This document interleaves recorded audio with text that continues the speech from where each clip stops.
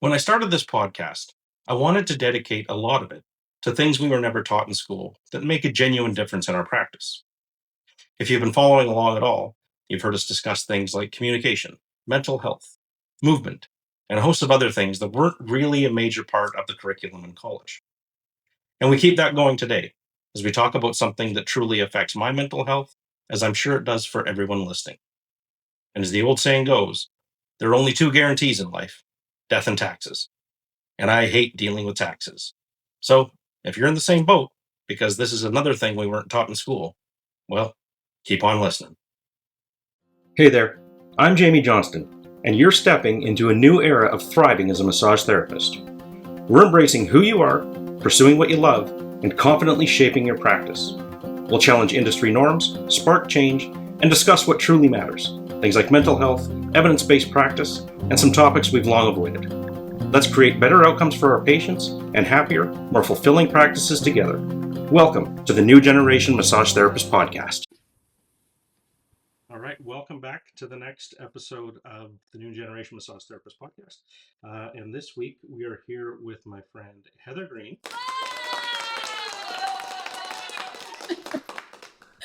I've been wanting to use that for a while. It's cheesy, but I still wanted to use the sound effect.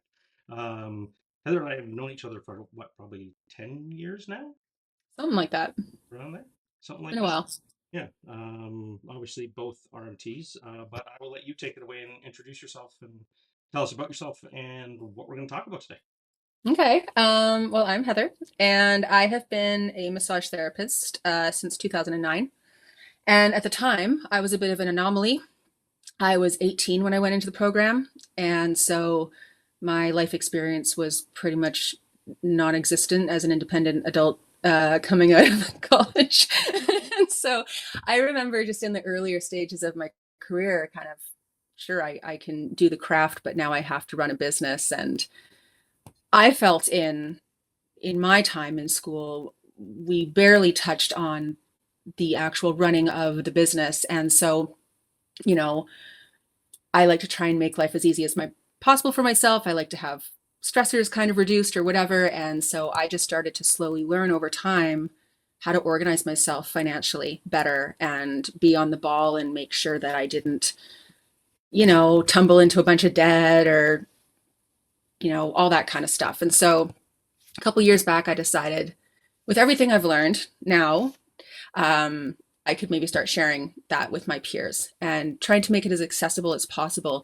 Anyone can benefit from it, even if they've been practicing for a long time. But in particular, I had that 21-year-old Heather in my head going, what the heck is this? So knowing people are coming out of school, they got a bunch of student loan debt, they're overwhelmed, they've got startup costs. I wanted to keep it as accessible and welcoming as possible. So I've created a course and I've created a couple of tools that people can choose between to keep themselves on track and get their business started on really solid footing financially.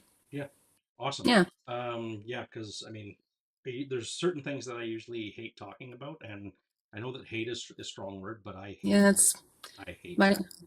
yeah, no, it's not my favorite, but I've learned a lot and it makes a huge difference. Like I don't go into tax season stressing out and dreading the email from my accountant to find out how much more I need to come up with, and it makes a huge difference to just your quality of life. So I want more people to have that. Awesome. you know. Awesome. It's amazing because we all got into this career because we wanted to help people. So now you find a new way Yeah. to be able to help people, which is Hmm. amazing. Yeah. So Yeah. explain to me then, what does your course do for others that want to take it? I know that you've got like two tiers of how you're setting things up, but Yeah, sort of. It's constantly evolving because I'm very much in the early stages of forming this little community that I'm starting to build. But the course, it's called the Financial Freedom Course, and it is a one-time evergreen purchase. There's a library of lessons. We do level the playing field. We do cover some basic things like budgeting and credit card hygiene and different things like that. But we also get into talking about business expenses, things we can and can't write off, tracking them. Like A lot of RMTs want to do their own bookkeeping. They want to save that overhead cost of hiring a bookkeeper. So, what can we write off? How much of it can we write off? And what details do we need to capture? Right? So, we talk about that. We get into GST, the quick method versus the regular method. If you're with one and you want to switch to the other, I've got a link to the form you fill out to do that. We talk about the benefits of, like, pros and cons of both, the calculations each method goes through. We go through the form, remittance form, which always looks so much more intimidating than it actually needs to be. So we go step by step. If you're using the quick method, this is what this line's for. If you're using the regular method, this is what this line's for. We talk about income taxes, the basics of how they're calculated. I'm not getting into every tax law, obviously. We're not talking about child support and others. We're kind of going, okay, here's your revenue, here's what happens to it, here's how CPP gets calculated, here, blah, blah, blah, so that people are not underestimating what they should set aside, and they're not also completely shocked when they hear from their accountant at the end of tax season. We talk about tax brackets because there's a lot of misconceptions around that. We talk about tax credits. We get into all sorts of stuff, and it's going to continue to grow. I've already got other lessons in mind that I want to add. Once you've purchased it, you will just have access to those as they get added. And so that's kind of an evergreen thing. The course, it's currently $80 for the course. Okay. Yeah, and we should just clarify a couple things because we have people from all over the world that listen. Oh, yes. So We're in British Columbia. the Now, GST here is called goods and services tax, and it's yes. even applied to all of our massage treatments. So Yes. what happens is if you charge a certain amount of GST, but you only spend a certain amount of GST, then you can end up getting a rebate on your GST every quarter at the end of the year. Yeah, you remit less than just giving them everything you collected. Yeah. So for So people that are in other parts of the world, they may have a tax similar to that in their system. yeah, But just so yeah, people understand what we're talking about as we're going through. yeah. And as far as across Canada goes, like in the course, I'm talking about BC numbers, but for the most part, it's the same. Quick method is interesting. Some provinces I think don't do it. Other provinces do it, but they have different remittance rates. And some of them, there's a little bit of difference, but really anyone could get a really good idea of how to get going with the course in Canada because we're looking at Canada's system. But I am in BC, so it's a little more specifically BC. Yeah. When you talk about the quick method, what exactly is the quick method? Quick method is a basically the government said, hey, some businesses really do not have much overhead. So we are going to decide on a percentage of the GST that you collect that you are going to give us each quarter. We're going to pretend you had enough business expenses to only send us that much of the GST that you collected. Whereas the regular method, you're literally going every dollar of GST that I collected minus every dollar of GST that I paid on business expenses. And that is whatever the difference is, that is what you would remit. So for me as a clinic owner, technically, I do have a little more overhead. I could use the regular method. It's about the same.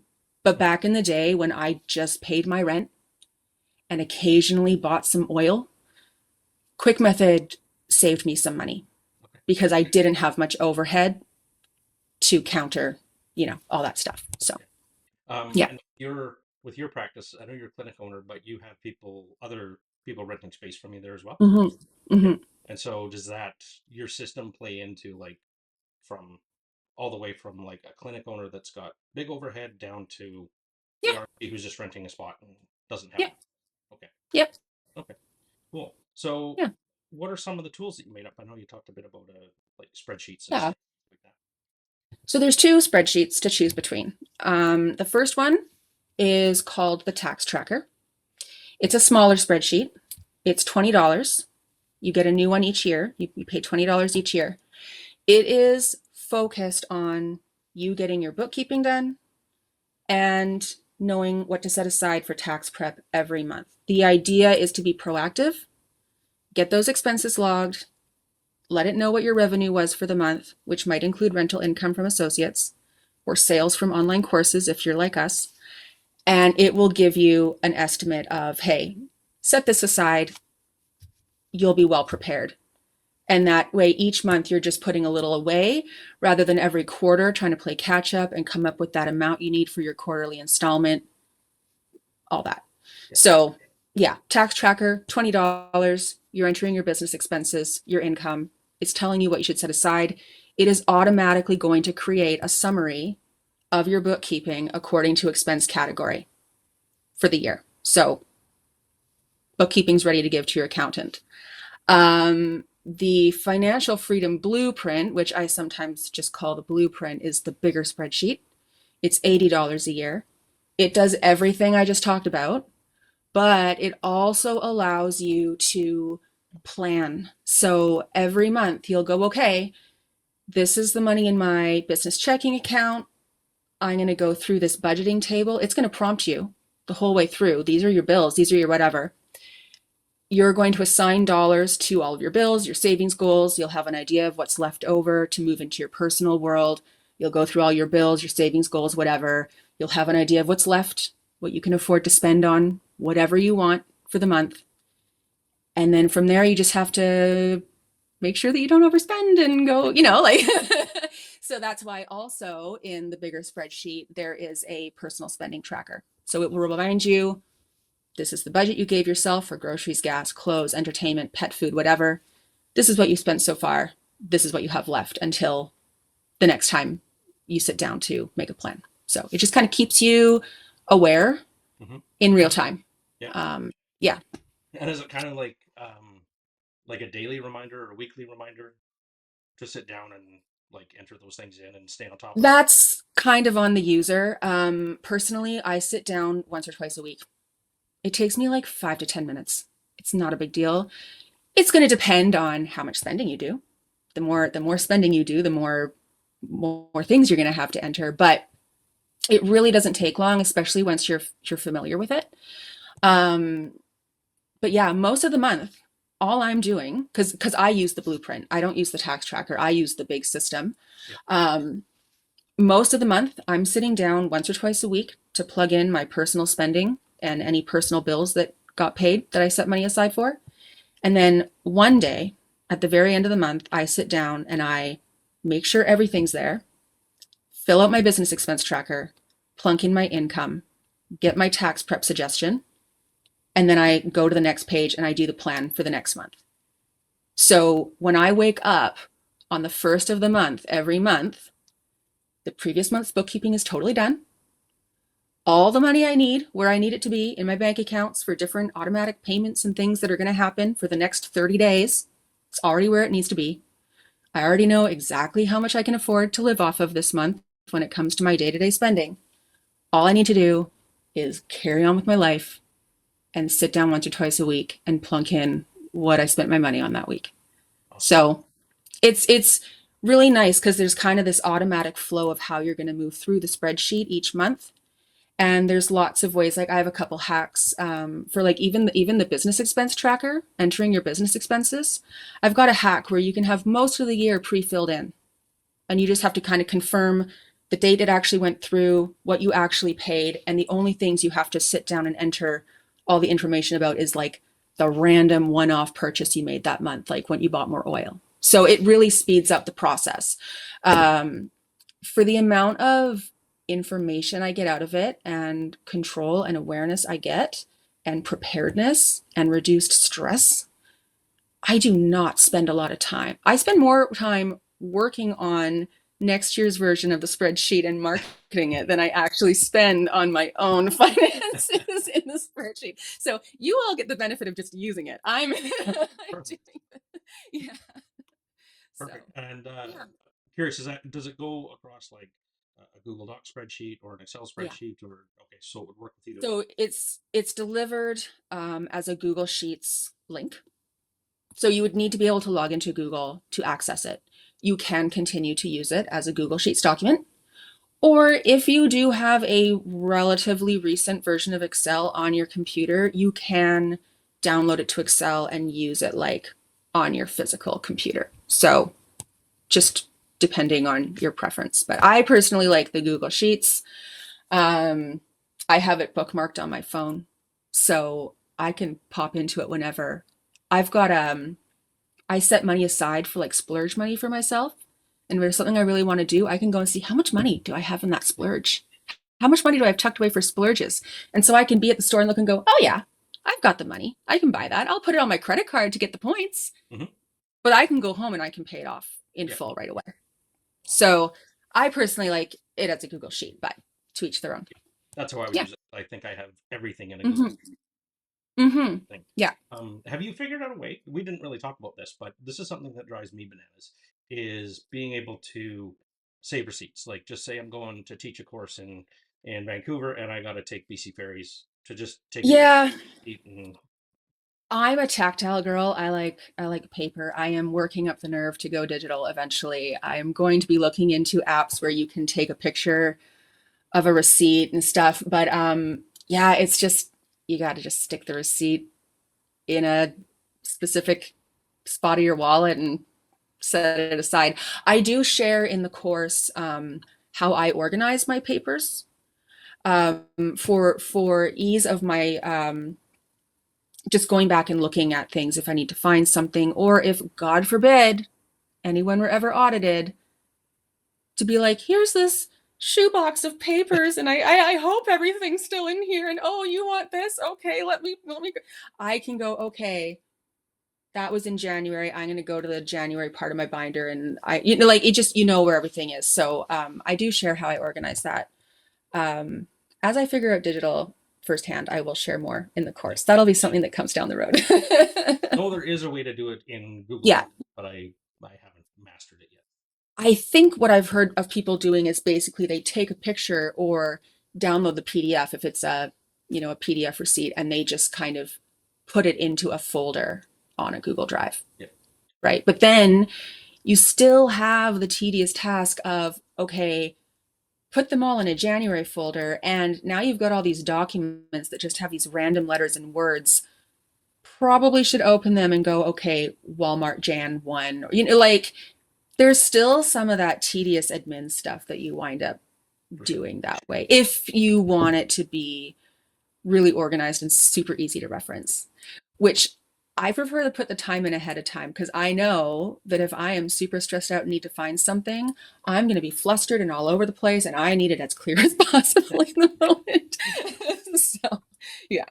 Yeah. I'm curious. Have you looked into like how to implement AI into this at all? Not really. I have some hesitations with AI. It's still pretty new.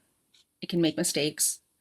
Um, I know that a lot of people too are really wary about linking their banking up to, things and security purposes.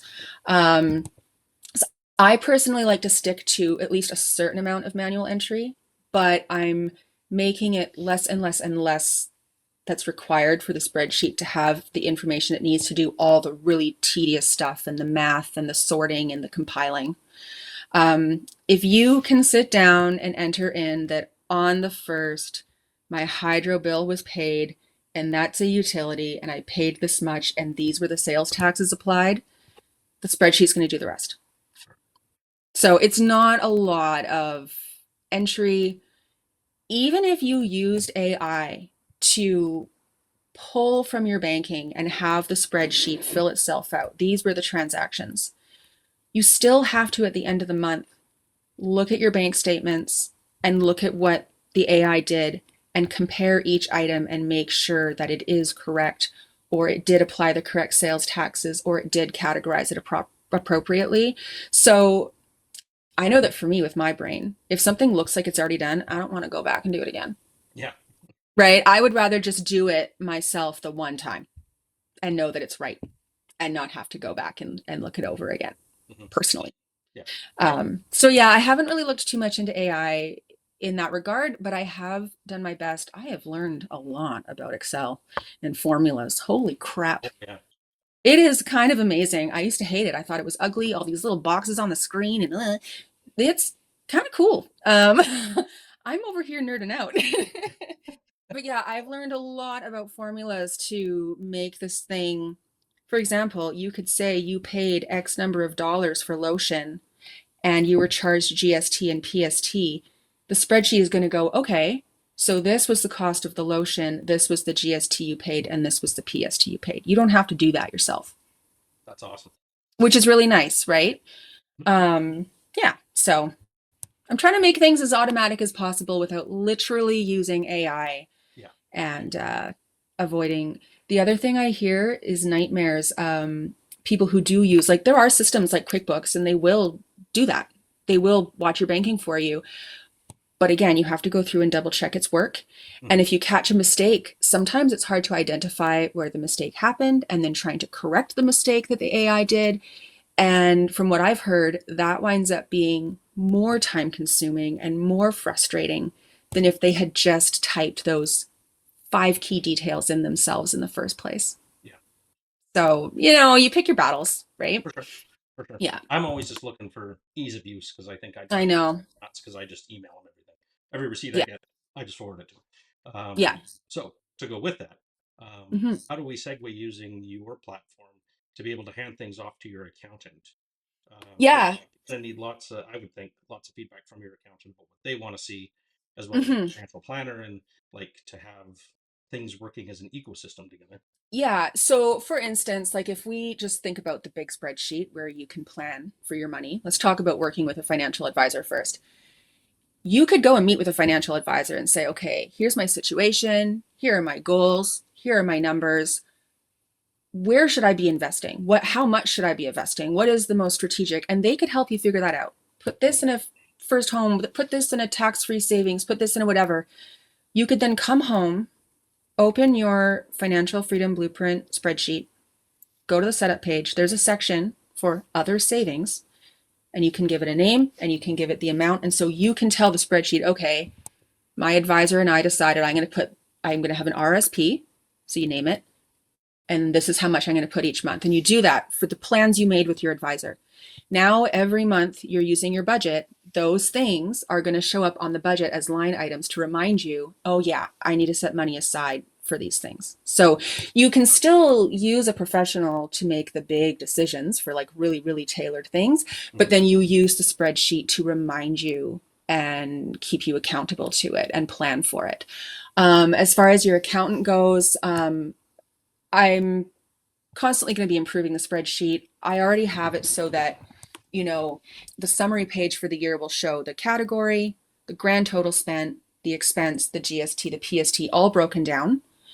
I just made a tutorial yesterday that I'm going to share with people closer to the end of the year when they actually need to send things to their accountant, where it's like, okay, you've got this summary page. Here's how you can take that one page and email it to your accountant.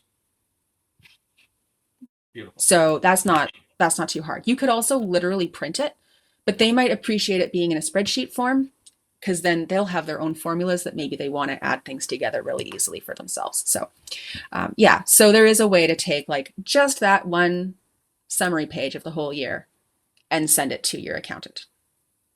Great. So yeah, So do you have yours set up that you do like a quarterly submission to your accountant, or is it just like a year end? basically a year end. Okay. Yeah, for me. Yeah, I've always just kind of taken my summary and then any other receipts they might need because there's some things they want to see the receipts for, right? Mhm. Um, or stuff from my personal world that doesn't have to do with my business, that like medical expenses receipts. Yeah, and I just give those to her at the end of the year. Well, March or whatever. And yeah, yeah.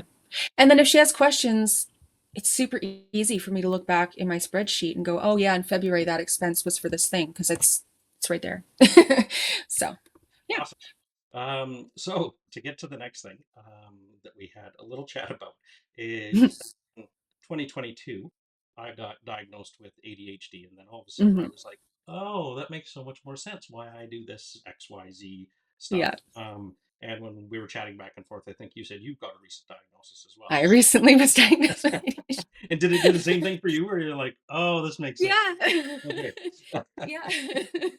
So, for those of us with the ADHD brain, where we have difficulty remembering things or task initiation and maybe Mm, procrastinating more than what we believe we should be. Do you have any tools or anything worked into this to assist with that, or do you just got some tips? Well, yeah, I do have some tips and I share them in the tutorials for the spreadsheets. But like I said, like what I love about my big one, my big system, is after you've sat down on like day one in the spreadsheet and filled in the setup page where you're going to list all the bills you pay every month and what they typically cost you, all your savings goals and what you hope to put towards them each month, all your debts and the minimums or whatever, what you plan to put towards them each month. Once that setup page is filled in, every month's budget knows your bills, knows your savings goals, knows everything, and it's going to put the number right beside it to remind you these are things that you need to pay, and this is how much you usually need to pay. And all you're going to do is you're going to start the budget by going, this is the balance in my business checking account. And then beside each line item, there's a box. And you can go, yep. You're going to retype the number that it showed you. Go, yep, I'm going to put this much aside for my rent. I'm going to put, you don't have to cross reference, check back, go back, look over, whatever. It's all right there in front of you. You get to the bottom of the budget section, you know what's left over, you move it into your purse. You can say, okay, this is what was already in my personal account. Now I'm adding this. And you go through the same process. All your bills are going to be there. You say everything. So you're reminded every step of the way of where your money needs to go and how much. And you're just kind of confirming as you go, which makes it really fast because you're just typing numbers. You're not writing it all out every single time. You're not reinventing the wheel every single time, right? So there's just things like that in the spreadsheet where it's going to remind you of things, or the next step is really obvious. So there's no decision fatigue of, oh crap, what comes next after this, right? So, for me, in my neurospicy brain, that was a game changer for me. Less looking back and forth and oh crap moments. So yeah, Yeah. yeah, Do you even because it's something that I do. I'll set like reminders on my calendar to yeah, pop up and yeah, remind me to be like, hey, today's the day to do yeah. accounting or whatever. So I mean, of course, a spreadsheet can't hound you and remind you to sit down. And I mean, we all eventually have to just make ourselves sit down and do the thing. But once you're in it, the actual use of it, once you're familiar with it, it can be, it's a big spreadsheet. It can be a little overwhelming at first, Mhm. but once you're like, oh yeah, this goes here, that's easy. It's really not that time consuming, which makes it easier to go, oh yeah, I need to sit down and do that tonight. It's not going to be 2 hours. It's going to be like 15 minutes. It's not that big of a deal. But also another thing that I'm working on, and it's tricky because it's our hours are kind of all over the place. But I'm trying to organize like monthly bookkeeping hangout calls or other community calls where it's like, okay, a group of us are going to be online at the same time for like 2 hours. I'm here. We may sometimes be chatting. Someone might have a question. I can explain something. But otherwise, we might all just be hanging out, doing a little homework club, getting our bookkeeping done for the end of the month. So if you just want to do it all in one sitting, the bookkeeping, and you go, okay, Heather said that she's going to be online at 6:30 next on that Thursday. I'm going to make sure that my calendar's free. We're all just going to be here together being Perfect. nerds at the same time. So yeah, I mean, the reality is when you go into business for yourself, there's some things you just have to do that, Yeah. I mean, Never thought. if you think about big companies, they have accounting departments that do those tedious things, and someone else does this and someone else does that. We are it. Yeah. We have to do all of it. And you can put it off, but the longer you wait, the more foggy the memory is of what you bought and therefore what category it should go in, or where did that receipt go, or oh, that business meeting. I can't remember what we talked about. You're supposed to make a note of that on your receipts. And and when you leave it to tax time, like, man, that's time consuming. It's really time consuming. Yeah. So, yeah. Yeah. It sounds like an awesome time saver. So just to kind of recap, but what's the big difference between the two systems you have? Because I know you have one that's basically just spreadsheet, and then the other one's a bit more of like a full business Well, so type setup. just this month, I finally got everything onto Thinkific. Hmm. And the way that Thinkific's course selling payment structure works, what I wound up doing was now the course you can just buy on its own for $80, one time purchase. If someone is super not into spreadsheets, but they want to understand better, they can just buy the course. And then if they want to put their own management strategies on paper in their own way, cool. But at least they've got some really solid information to get going with. Then now that I'm on Thinkific, the two spreadsheets, they're actually set up as subscriptions now. So you would subscribe to the $20 tax tracker or the $80 financial freedom blueprint. The tax tracker is just you could just do it once a month. Sit down once a month and enter all your business expenses, your revenue, get your tax prep suggestion. The financial freedom blueprint is where you're going to sit down, look at the money that came in, which is handy. We have variable incomes. That looks different every month. So look at the money that you have to work with, make sure everything you need to cover is going to be covered, track your spending throughout the month, and then at the end of the month, you can sit down and do your business expenses and your income and get your tax prep suggestion. So, originally, the tax tracker was just sold on its own and it came with a simple tutorial with not a lot of extra context behind it. It was just fill these in. This is what it's going to tell you. Do that.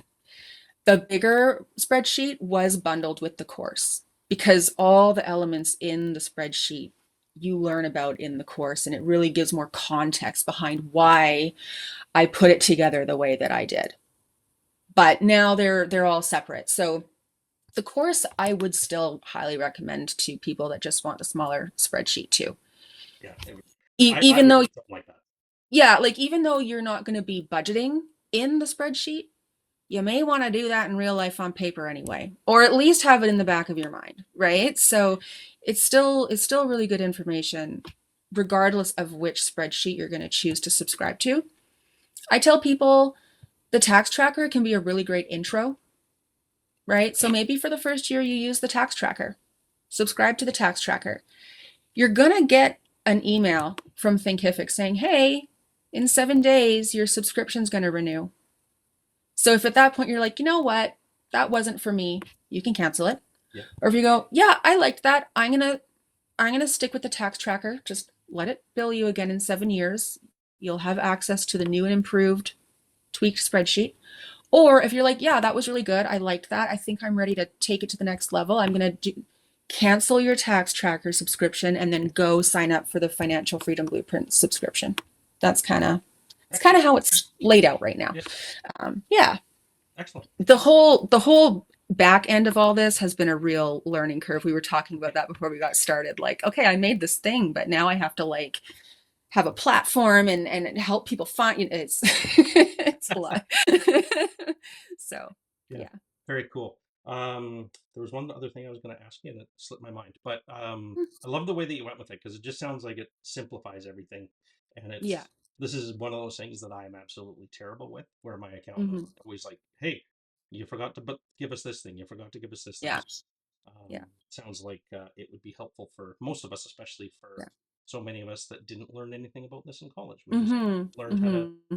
help people physically and not Hmm. take care of our finances. And So so really, you said that you send your receipts to your accountant. Are they kind of essentially doing your bookkeeping for you? Yeah. yeah, And so would it be easier and more cost effective for you to log it yourself? Then you don't have to send them every single receipt and they just kind of take the summaries and do your taxes. yeah, it would. Yeah. It seems like it, but then the lazy Yeah. side, it's like I can just forward it. I know. Which version of lazy do I want to be? It's really easy to just hit forward and then Yeah. do it. Yeah. But yeah, Yeah. appreciate you coming on. If people want to find you on social media or anything like that, where can they look and find you? Do you have a website set up? Yes. So this is all new evolution. I'm kind of trying to form a community. So I'm creating this like proactive practitioner community. So I'm on Instagram and I'm on Facebook, and I'm very proud of myself. I finally figured out how to link the two so that I can post on one and share it to the other. Yay! So yeah, you can find me. I think it's just proactive practitioner, basically, on either of those platforms. Um, you'll get like little tidbits, reminders about installment dates coming up and things like that. You can follow along. On my web page, I have a page. It's kind of just my clinic web page, but I've got a page specifically for this proactive practitioner stuff. There's actually a bunch of freebies. So, like, you could go to that website. Can we put the link in the description? Yeah, I'll put it in the Yeah. notes. Yeah. So, you could go to my web page. You can find my socials from there. so you can follow along for free. I have some freebies.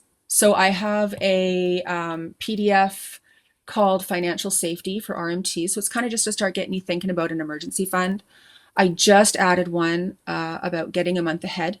If you're a month ahead on your bills and you can just know that you have enough money in your account to cover the entire next 30 days, talk about being able to be lazy. Yeah. You don't have to worry about what's coming out next week. Like it's just, you know that the entire month's taken care of. So I have a freebie on that. You can also find the links to see the course, see this hacks tracker, see the financial freedom blueprint. I'm also, and this might also be interesting to you, I'm also a yoga therapist, Hmm. just, for funsies. And so I'm starting to create like little courses on like, hey, let's take this common stretch and let's break it down and make it accessible and find creative ways to apply graded exposure to it and be able to meet your patients where they're at. Different ways to look at movement when you're assessing, different ways to approach home care with your patients. So I've got a couple freebies there already. They were from years ago. I made them for the general public, but I'm kind of just sharing to give you a taste. And I've got one that's actually available for purchase. And then I'm going to start some admin things too. And right now, the only one there is my my first aid reference sheet that I Okay. made. Remember you said any of that? Yeah. So that's there if anybody wants like a little reference sheet in their staff room that people can read every once in a while and remember relevant details from their first aid training throughout the year. So that's there. So yeah, it's just going to keep growing. There's things you can access for free. There's things you can pay for. Take what you want, leave what you don't. But yeah, the proactive practitioner, Okay, cool. because Make that's sure what I we am. put the links in the show notes and that. Yeah. And I just thought one thing is, what would you say to those folks that maybe don't live in British Columbia and aren't worried about GST? Let's just say they're in Australia or down in the States or something. Is this Mm. still something they can use in their practice with? Um, I would maybe stick more to Canada, at least right now. Yeah. Um, right now, like I said, the course could be Canada wide within reason. Just maybe look up a couple details when it comes to certain things within your province. The spreadsheets, one thing that will eventually be a tweak, an upgrade I'm hoping 2028, is I'm going to make it so that things can be not changed, but like you can let the spreadsheet know I'm in this province, and so this is the HST, or this is the GST, or this is the provincial tax rate, so that way other provinces could use it as well. Like the auto math that's going to happen would Mhm. be accurate to their province. So right now the spreadsheets, BC, the course, Canada. Eventually the spreadsheets will be Canada. That's the goal. Yeah. I'm working towards Okay. that. Yeah, yeah, Awesome. yeah, yeah. Okay. Well, thank you so much for coming on. You gave me some things to think about and probably some things. Gonna make my accountant look at me and go, "Yeah, start doing that." I actually had one person use the tax tracker to retroactively do their bookkeeping for last year. And they just went to work with their account, like sat with their accountant and pulled up the spreadsheet. And their accountant was like, wow, that's a pretty good system. So that was a nice thing to hear. So, Nice little yeah, feather in your cap. yeah, yeah, yeah. Awesome. So, great. Awesome. Okay. Well, thanks again, buddy. Thanks.